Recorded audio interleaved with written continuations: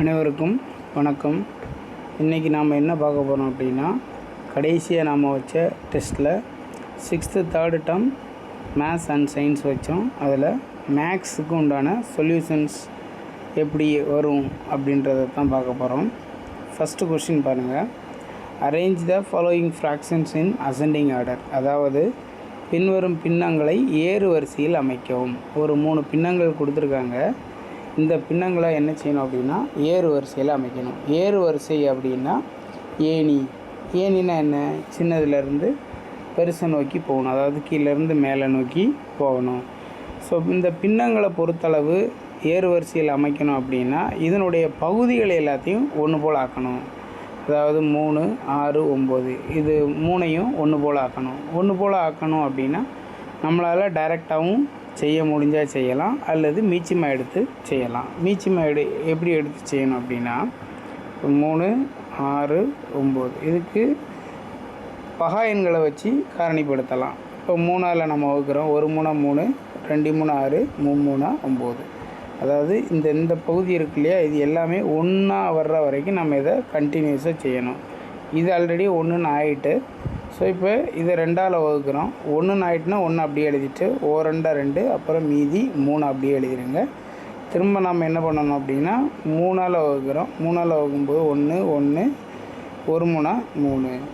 So இப்போ இதில் இந்த இடது பக்கத்தில் உள்ள எண்கள் எதெல்லாம் வந்திருக்கு அப்படின்னா 3 × 2 × 3, அதாவது 3 9, 9 2 18. ஸோ இப்போ இந்த இதில் உள்ள பகுதிகள் எல்லாத்தையும் 18ஆக மாற்றணும். அதாவது 2/3னா 18ஆக மாற்றணும்னா 6ஆல் பெருக்கிறோம். அப்போ 2 6 12/18. அதே மாதிரி 1/6 18 அந்த பகுதியை 18 ஆகணும் அப்படின்னா 6 × 3 கீழே 3ஆல் பெருக்கிறதுனால மேலேயும் 3ஆல் பெருக்கிறோம். அப்போ என்ன ஆயிரும் அப்படின்னா 3/18. சரியா? அதே மாதிரி 4/9 இருக்குது. 4/9 = இப்போது கீழே 9 இருக்குது. 9 எதை பெருக்குனா 18 ஆகும், 2ஆல் பெருக்கணும். ஸோ 4 × 2 கீழே என்ன நம்பர் பெருக்கிறோமோ அதே நம்பர் தான் மேலேயும் பெருக்கணும். இது 8/18. ஸோ இதில் ஆன்சர்ஸ் என்னென்ன வந்திருக்கு அப்படின்னு பாருங்கள். இதுக்கு 2/3க்கு ஆன்சர் என்னென்ன வந்திருக்குன்னு பார்ப்போம். 2/3க்கு ஆன்சர் 12/18. 12/18. அப்புறம் ரெண்டாவது 1/6. 1/6க்கு என்ன இருக்குது, 3/18. அடுத்த ஆன்சர் என்ன இருக்குது, 4/9க்கு இந்த இருக்குது 8/18. 8/18. இப்போ இந்த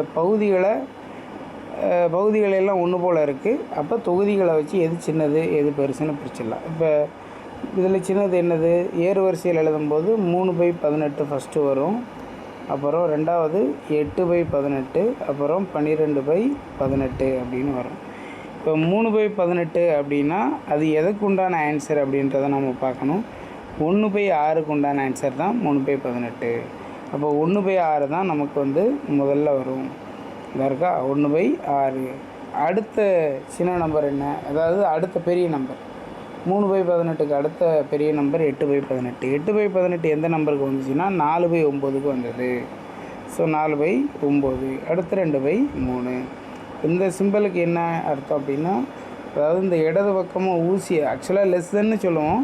இடது பக்கம் ஊசியாக இருந்தது அப்படின்னா அந்த சைடு சின்னதுன்னும், வலது பக்கம் அதாவது வாயை பொழந்த மாதிரி இந்த இடத்துல வாயை பொழந்த மாதிரி இருந்துச்சு அப்படின்னா அது பெருசுன்னு அர்த்தம். ஸோ இதை விட இது பெருசு. 1/6 விட 4/9 பெருசு, 4/9 விட 2/3 பெருசு. ஸோ இதனுடைய ஆன்சர் என்ன அப்படின்னா ஆப்ஷன் 3. 1/6 லெஸ் தென் அப்படின்னா 4/9. 4/9 விட 1/6 சிறியது. தென் 4/9 < 2/3. 2/3 விட 4/9 சிறியது அப்படின்னு அர்த்தம். அடுத்த கொஸ்டின் பாருங்கள். What is the sum of 3 2/4 and 7 2/5? அதாவது இது மிக்ஸ்டு ஃப்ராக்ஷன், அதாவது தமிழில் கலப்பு பின்னம்னு சொல்லுவாங்க. தமிழில் இப்போ கலப்பு பின்னத்தில் இருக்கக்கூடிய இதனுடைய கூடுதல் என்னன்னு கேட்டிருக்காங்க.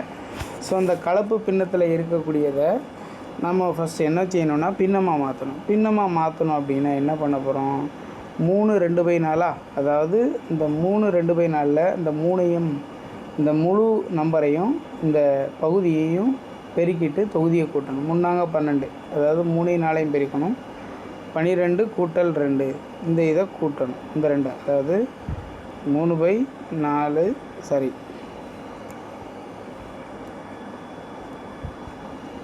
3 2/4 இருக்குது. இதை பின்னமாக மாற்றும்போது 3×12 இதை பெருக்கணும். தென் இதை என்ன செய்யணும்? கூட்டணும். 3×12 12 2 14 அப்போ 14/4 இதனுடைய ஆன்சர்.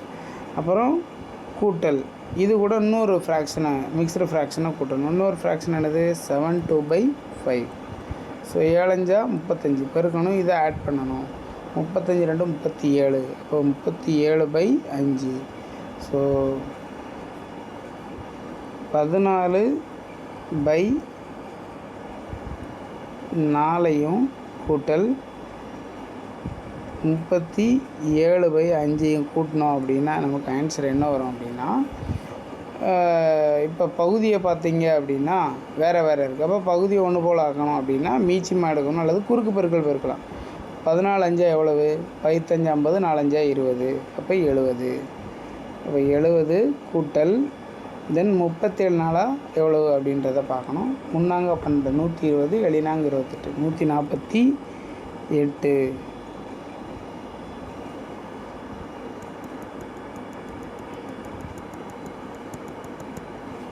அதாவது 70 + 148/20 வரும். ஸோ இதுக்குனோட ஆன்சர் என்னென்னா 70ஐயும் 148ஐயும் கூட்டினோம்னா என்ன வரும்? 218/20 வரும். 218/20. இது 2 20 2 2 1 2ஆல் வகுக்க முடியாது. அதனால் 0 18 9 2 18. இப்போ 109/10 வருது. இப்போ இதை வந்து கலப்பு பின்னத்தில் எழுதணும். கலப்பு பின்னத்தில் எழுதும்போது கட்டாயம் பின்னவத்தில் தான் இருக்கணும். இந்த முழு கூட ஏதோ இந்த 10 பெருக்கி அது கூட ஏதோ ஒரு நம்பரை கூட்டும் போது 109 வரணும். இப்போ எது வரும்? இப்போ இங்கே 10 வச்சுக்கலாமா? பைத்தா 100 இது 9 தானே வரும். இப்போ 10 9/10. ஸோ இதனுடைய ஆன்சர் என்னது? 10 9/10.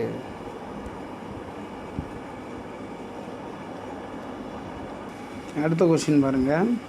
Anitha's mother pot 5 1/2 liters of milk. She used 3 1/4 அதாவது 3 1/4 liters of milk to make payasam. How much milk is left அப்படின்னு கேட்டிருக்காங்க.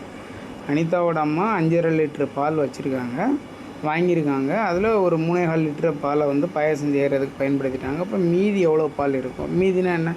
அதாவது ரிமைனிங் என்ன? ஒரு சட்டியில் 5.5 லிட்டர் பால் இருக்குது, ஒரு 3.5 லிட்டர் கோழிட்டாங்க. கோழினதுக்கப்புறம் அப்போ என்ன செய்யணும்? கழிக்கணும். அதாவது எதுலேருந்து எதை கழிக்கணும்? 5.5லேருந்து 3.25 நம்ம என்ன செய்கிறோம்? கழிக்கணும். அப்போ வழக்கமாக இதில் என்ன பண்ணுவோம்? மிக்சடு ஃப்ராக்ஷனாக மாற்றுவோம். 2 10 இதை இந்த இதை கூட்டுறோம். 10 + 1 11 பகுதியை அப்படியே எழுதிடலாம். ஸோ 11/2 மைனஸ் 3×12 பெருக்கும்போது 12 + 1 13. இப்போ 13/4. இப்போ பகுதியை ஒன்று போல் ஆக்கணும் அல்லது குறுக்கு பெருக்கல் பெருக்கணும். குறுக்கு பெருக்கல் பெருக்கணும்னா இப்படி 11 4 44. அப்புறம் இங்கே நடுவில் என்ன அடையாளம் இருக்குது அதை போட்டுருங்க. 13 2 26/2 இப்போ 44 26 போச்சுன்னா எவ்வளவு? 8 18/8. ஓரட்டை 8 2 8 9 2 18. இப்போ 9/4 இருக்கா? இதை மிக்ஸ்டு ஃப்ராக்ஷனை மாற்றணும்னா 4 கீழே இருக்கும். இது கூட ஒரு நம்பரை இங்கே இருக்கக்கூடிய முழு நம்பரை பெருக்கி இங்கே 1 இருந்துச்சு, அதாவது இங்கே உள்ள நம்பரை கூட்டி வர்ற ஆன்சர் தான் 9/4. இங்கே 2 இருக்குன்னு வச்சுக்கோங்க. 8 இங்கே 1ன்னா 8 9/4. ஸோ ஆன்சர் என்னது? 2.25 லிட்டர்.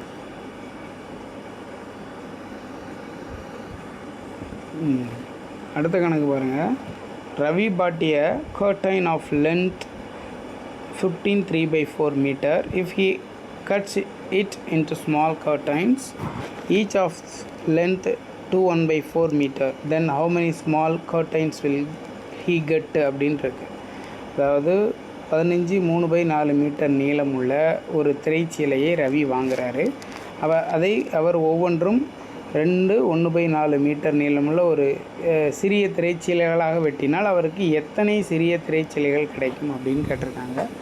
ஸோ இது என்னன்றதை கண்டுபிடிக்கணும். எந்த பேசிக் ஆப்ரேஷன் பயன்படுத்தணும், அதாவது அடிப்படை செயல்பாடுகள்னால் கணிதத்தை பொறுத்தளவு கூட்டல், கழித்தல், பெருக்கல், வகுத்தல். சரியா?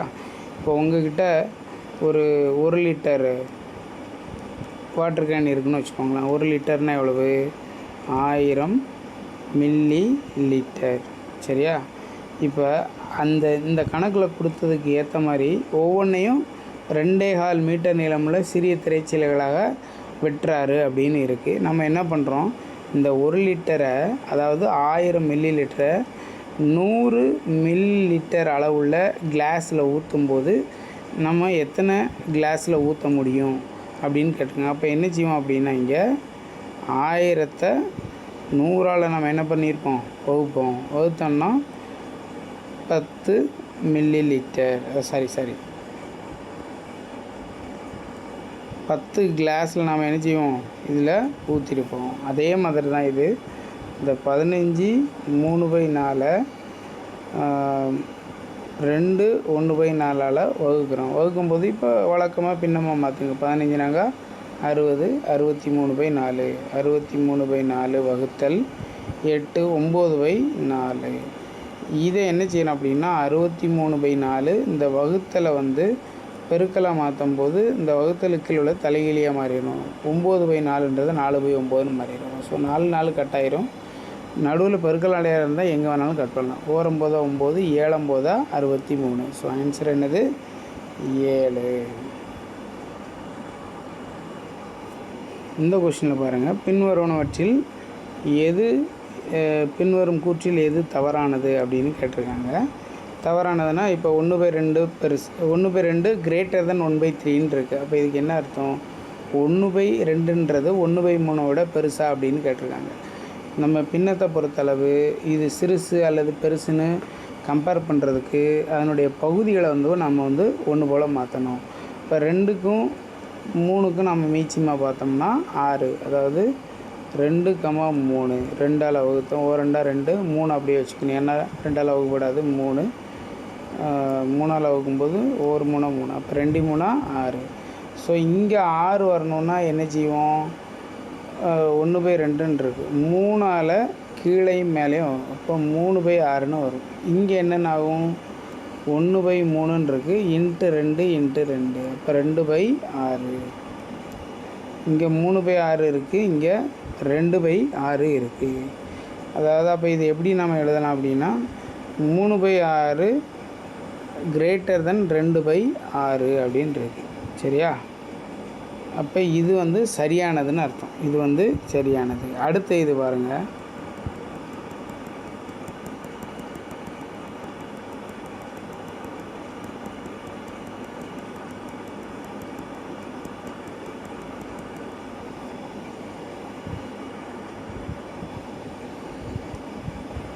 ஸோ இது சரியானது. அடுத்து இது அதே மாதிரி இதையும் பார்க்கணும். இப்போ 7/8 இருக்குது, இன்னொன்று 6/7 இருக்குது. ரெண்டுக்கும் மீச்சியமாக பார்க்கணும். அல்லது பகுதியை நம்மளால் ஒன்று போல் மாற்ற முடியும்னா மாற்றலாம். எப்படி ஒன்று போல் மாற்ற? இதை 7ஆல் பெருக்குங்க, இதை 8ஆல் பெருக்கிடுங்க, அவ்வளோதான். 7 56, இங்கே 7ஆலையும் பெருக்கணும். அப்போ 49/56. அதே மாதிரி இங்கே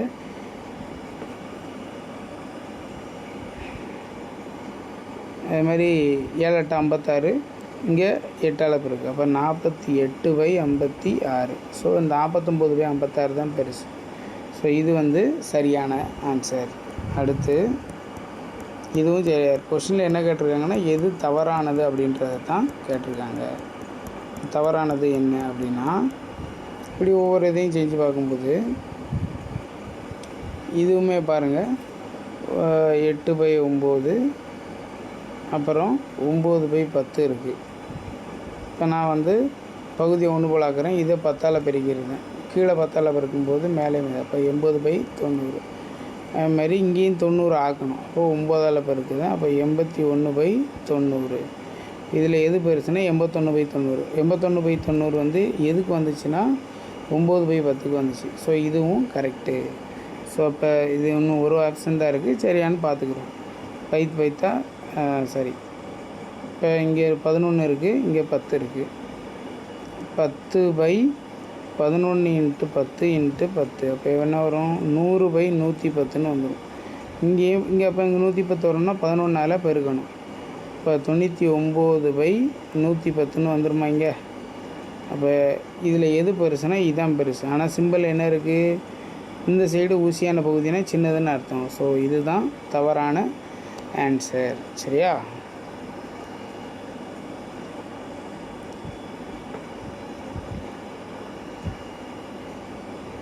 அடுத்து பாருங்கள், முழுக்களின் பண்புகளின்படி பின்வரும் கூற்றுக்கு எது தவறானது? அதாவது which of the following statement is incorrect according to the properties of integers. அதாவது முழுக்கள்னால் என்ன அப்படின்னா நெகட்டிவ் நம்பர்ஸ் வரும். அதாவது இப்போ -3, -2, -1, 0, 1, 2, 3 இது எல்லாமே என்னது? முழுக்கள். இதில் எது தவறானது இதை வச்சு அப்படின்றாங்க. 0 என்பது மிகை முழுவும் அல்ல, குறை முழுவும் அல்ல. ஆமாம், உண்மை தான். 0ன்றது மிகை முழுவும் கிடையாது, குறை முழுவும் சொல்ல முடியாது. அது ஒரு யூனிக், ஒரு தனித்துவமான ஒரு நம்பர். அப்புறம் இயல் எண்கள் மிகை முழுக்களாகவும் அழைக்கப்படும். சரி தான். ஏன்னா இயல் எண்கள் எதில் ஸ்டார்ட் ஆகும் அப்படின்னா 1,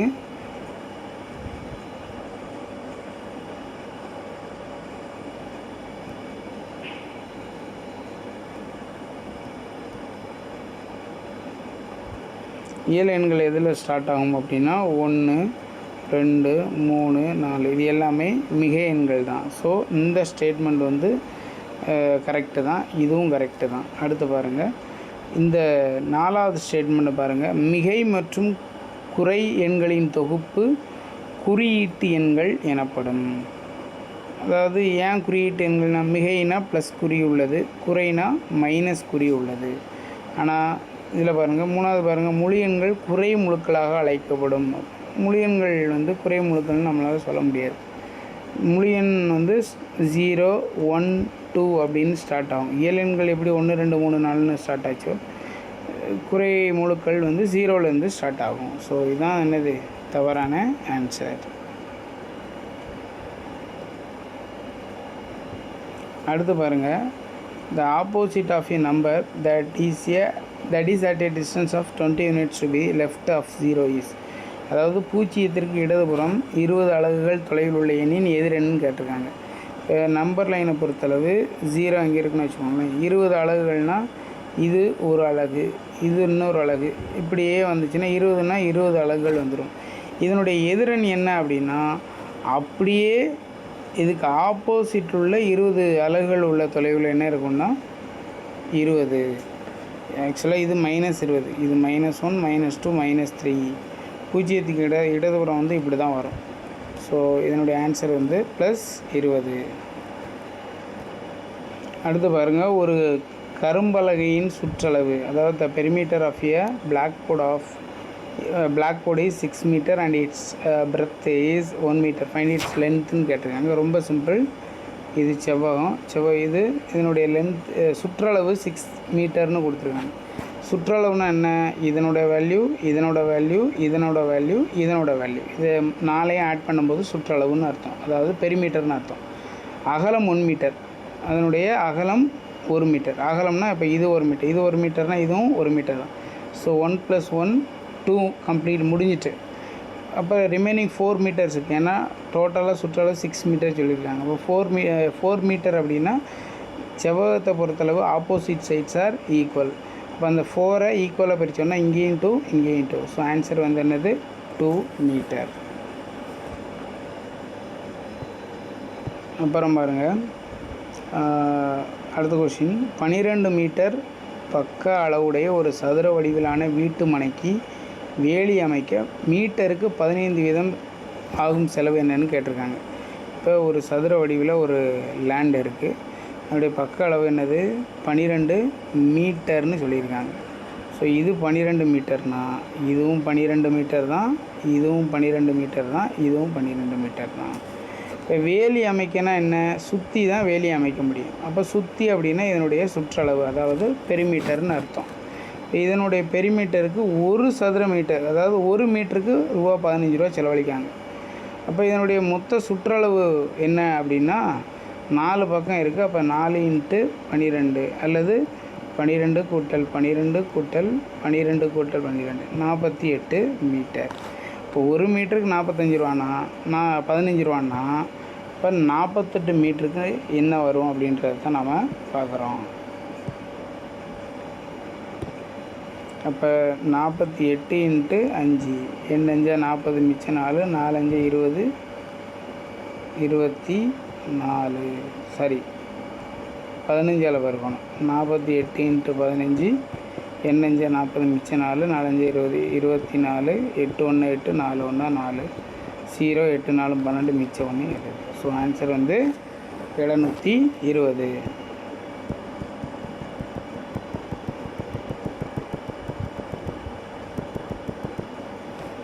அடுத்து பாருங்கள், அடுத்த கொஷின். அடிப்பக்கம் 18 சென்டிமீட்டர், உயரம் 12 சென்டிமீட்டர் அளவுள்ள ஒரு செங்கோண முக்கோணத்தின் பரப்பளவு. இதுதான் செங்கோண முக்கோணம். அடிப்பக்கம் 18 சென்டிமீட்டர், இதனோட உயரம் 12 சென்டிமீட்டர்னு சொல்லியிருக்காங்க. ஒரு பரப்பளவு ஃபார்முலா, நம்ம முக்கோணத்தின் பரப்பளவு as usual ½ × b × h. So ½ × 18 × 12 1 2 9 2s are 18 9 12s are 10 9s are 90 2 9s are 18. அப்போ என்ன வரும் 108 ஸ்கொயர் சென்டிமீட்டர். பரப்பளவுன்னு கேட்டுட்டாலே centimetre square or square centimetre அப்படின்னு தான் எழுதணும். அடுத்து விடுபட்ட இடத்தை நிரப்புகன்னு இருக்குது. 5 சென்டிமீட்டர் ஸ்கொயர் = எத்தனை மில்லிமீட்டர் ஸ்கொயர்னு கேட்டிருக்காங்க. 1 சென்டிமீட்டர் 10 மில்லிமீட்டர். 1 சென்டிமீட்டர் ஸ்கொயர்னா 100 மில்லிமீட்டர் ஸ்கொயர்னு அர்த்தம். ஸோ 5 சென்டிமீட்டர் ஸ்கொயர்னு இருக்கா. அப்போ 5 × 10 சென்டிமீட்டர் அப்படின்னா = 5 × 100 5 × 100 millimeter. So millimeter square mean 500 millimeter square.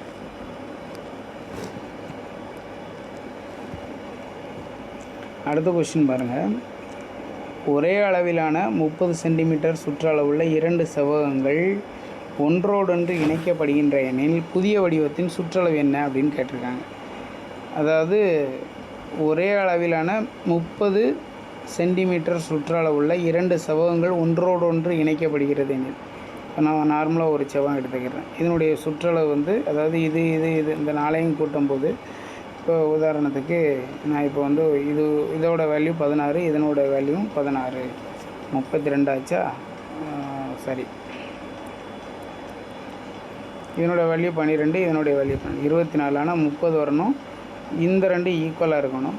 இப்போ 12 12 20 மீதி 6, இது 3 இது 3ன்னு பிரிச்சிடுறேன். சரியா, இப்போ 30 ஆகிட்டு. இப்போ நான் என்ன பண்ணுறேன், கொஸ்டின் படி 2 செவ்வகங்கள் ஒன்றோடொன்று இணைச்சாச்சு. இப்படி இணைச்சாச்சு. இணைக்கும் போது என்ன ஆயிடுது, இது 12ன்னா இதுவும் 12 இதுவும் 12. சரியா, ஆனால் நம்ம இதை கணக்கில் எடுக்க மாட்டோம், இங்கே தான் கணக்கு எடுப்போம். செவ்வகத்தின் சுற்றளவு அப்படின்னு பார்க்கும்போது அப்போ என்ன வரும் பாரு, 12 12 20 4 12 48. இந்த இது 2ஐயும் கூட்டு 48 கூட்டல் 6. அப்போ ஆன்சர் என்ன வந்துடும் 54. இப்போ கட்டாயம் என்ன இருக்குது, 20 விட கம்மியாக தான் இருக்கும். அடுத்து,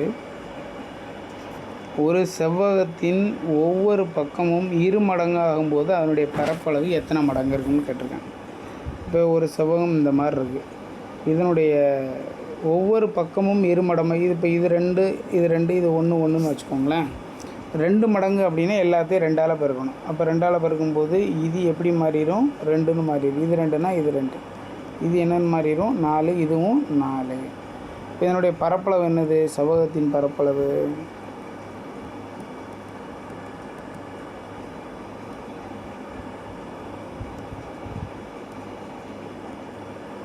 L × B.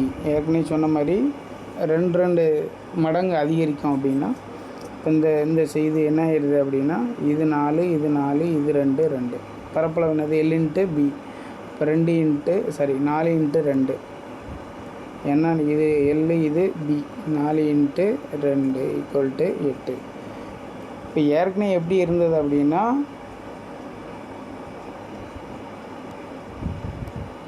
இது 2ன்னு இருந்தது, இதுவும் 2ன்னு தான் இருந்தது, இது 1ன்னு இருந்தது, இது 1ன்னு இருந்தது. ஸோ இதனுடைய பரப்பளவு என்ன? 2 2. அப்போ பழைய பரப்பளவு வந்து 2 சதுர அலகுகள். இங்கே 8 இருக்குது. எத்தனை மடங்குனா 4ஆல் பெருக்குன்னா 8. ஸோ இதனோட ஆன்சர் 4.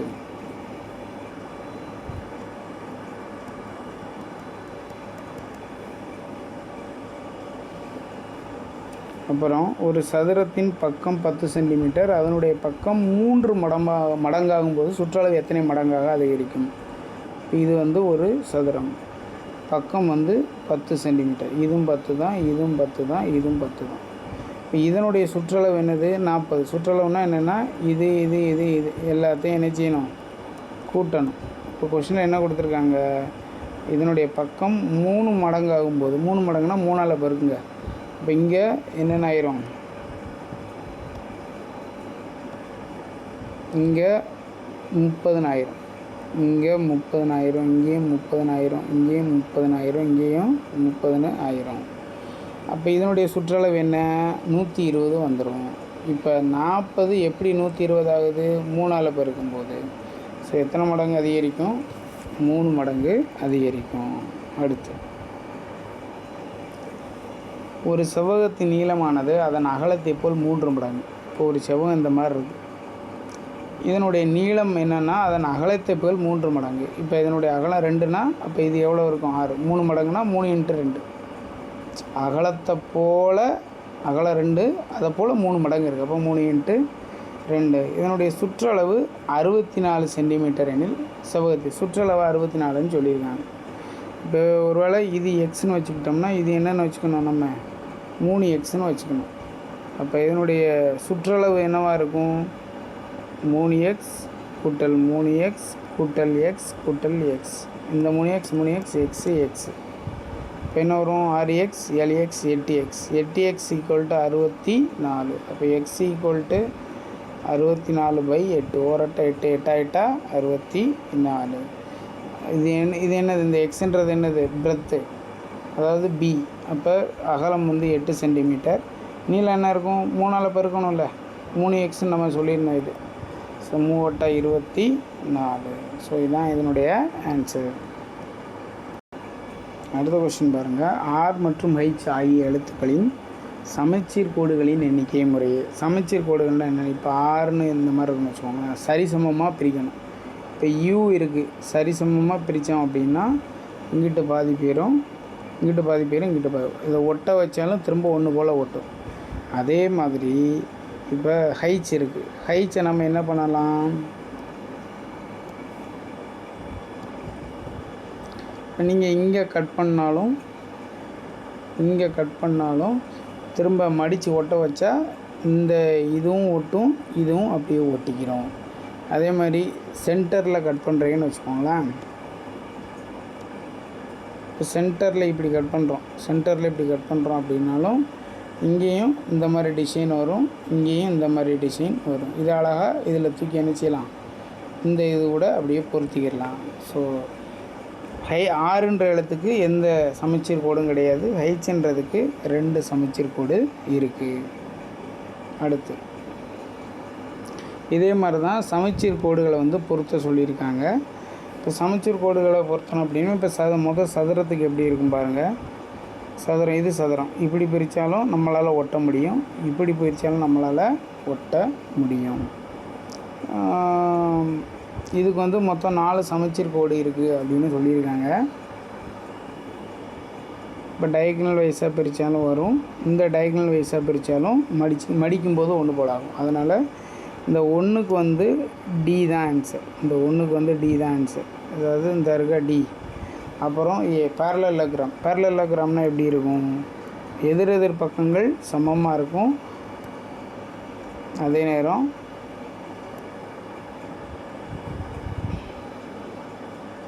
இந்த மாதிரி இருக்கும். சரியா? இதை நம்ம இப்படி மடித்தோம்னா கட்டாயம் என்ன செய்ய முடியாது, மடித்தா ஒட்டுறதுக்கு வாய்ப்பே கிடையாது. அப்படி தானே? இதை மடிங்க, இதை மடித்தோம் அப்படின்னா ஒட்ட முடியாது. அதேமாதிரி இதையும் என்ன செய்ய முடியாது, மடித்தாலும் ஒட்ட முடியாது. அதனால தான் இதுக்கு சமச்சீர் கோடு இல்லைன்னு சொல்லியிருக்காங்க. அப்புறம் இருசம பக்கம் முக்கோணம். இருசம பக்கம் முக்கோணம்னா இந்த பக்கமும் இந்த பக்கமும் சமமாக இருக்கும். இது நடுவில் ஒரு கோடு. இப்போ நம்ம பிரித்தோம் அப்படின்னா,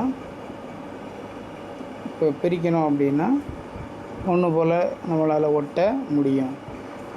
ஸோ அதனால் இதுக்கு ஒரே ஒரு சமச்சீர் கோடுன்னு சொல்லியிருக்கேன். ஏன்னா இப்படி பிரித்தாலும் வராது, இப்படி பிரித்தா வருமானா அப்படி பிரித்தாலும் வராது. ஏன்னா இது சமமற்றது. இதுவும் தான் சமம். இது இந்த பக்கம் சமமற்றது. அதனால் மூணாவது இதுக்கு ஒரே ஒரு சமச்சீர் கோடு இருக்கும். அப்புறம் செவ்வகத்துக்கு எத்தனை சமச்சீர் கோடுகள் இருக்குது அப்படின்னா 2 சமச்சீர் கோடுகள் இருக்குது அப்படின்னு சொல்லியிருக்காங்க. இப்போ ஒரு செவ்வகம் வரைகிறோம்னு வச்சுக்கோங்களேன். இப்போ ஒரு செவ்வகம் இப்படி வரைகிறோம். கரெக்டாக இப்படி வெட்டினோம்னா நம்ம திரும்ப வளைச்சி பொருத்த முடியும். அதேமாதிரி இதையும் என்ன செய்யலாம், பொருத்த முடியும் நம்மளால். ஆனால் இப்படி வெட்டும்போது இந்த பகுதி என்ன செய்யாது, ஒட்டாது. ரெண்டுமே வித்தியாசமாக இருக்கும். மடித்து அப்படியே ஒட்டும்போது நம்மளால் ஒட்ட முடியாது அப்படின்னு சொல்கிறாங்க. சரியா? அதனால தான் அதே மாதிரி இப்படி இருந்தாலும் ஒட்ட முடியாது. அதனால தான் இதுக்கு 2 சமச்சீர் கோடு இருக்குன்னு சொல்கிறாங்க.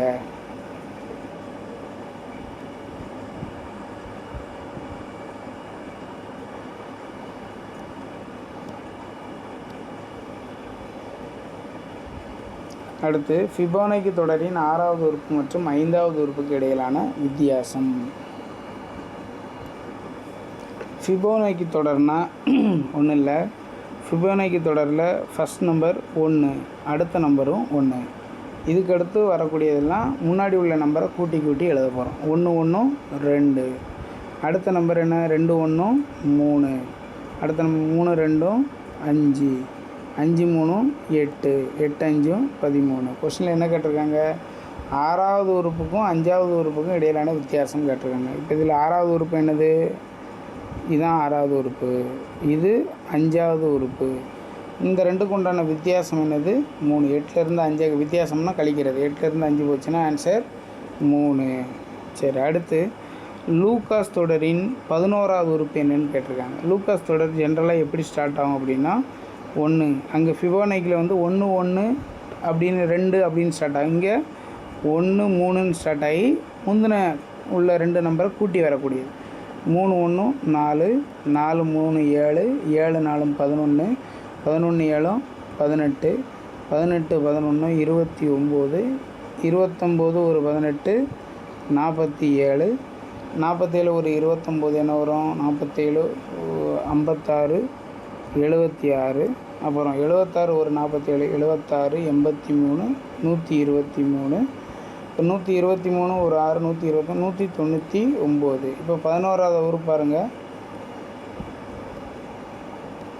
இது 1 2 3 4 5 6 7 8 9 10 11. ஸோ 16வது உறுப்பு 199.